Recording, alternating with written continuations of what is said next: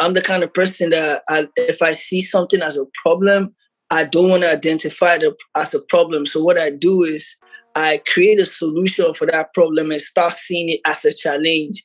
So when I saw that, when I saw how the pandemic was affecting everything that was going on, seeing how it was affecting music, because where I'm from, the artists make 90% or 95% of their revenue from performing events.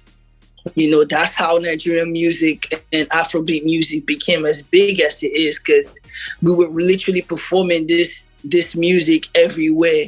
You know what I mean? So that affected me a lot, but at the same time, it helped me focus on something that wasn't really structured in Africa, which was streaming. So I'm like, you know what?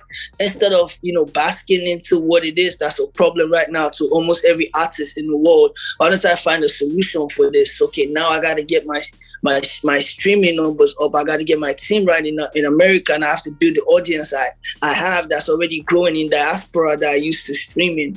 So I put out the introduction to Trapfro album, and we set a goal for a month, and in 24 hours we beat that goal because we hit 1 million streams in 24 hours. So for the introduction to Trapfro album, and I think that album just kept me in that space, working on it, releasing it.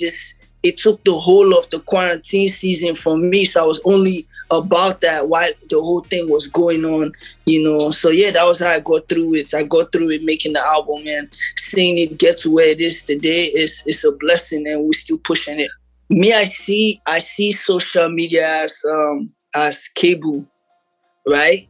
And now, instead of every artist to fight for the spot on MTV and on Hip TV and on this, now you have a chance to create your own station and fine-tune your content to your target audience.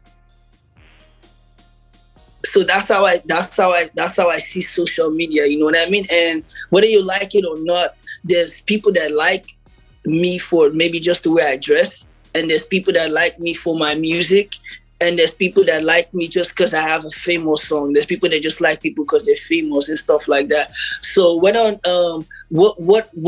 social media does now is it gives me an opportunity to show them, to bring all these people together and give them consistently the type of content that they would like. Sometimes it could be one content that's appealing to two of those audiences, or sometimes it could be a specific audience just to keep this people following me for this reason alive, and then make sure that I hold on to the foundation of my fan base and my audience. So in terms of my perspective on social media, that's the angle that I've been coming from. And at the same time, like you said, it's no longer an option. So you just keep trying to get better at everything, because in real time you can't pay for everything, because business is all about spending less to make more. That's the only way you can say it's profit.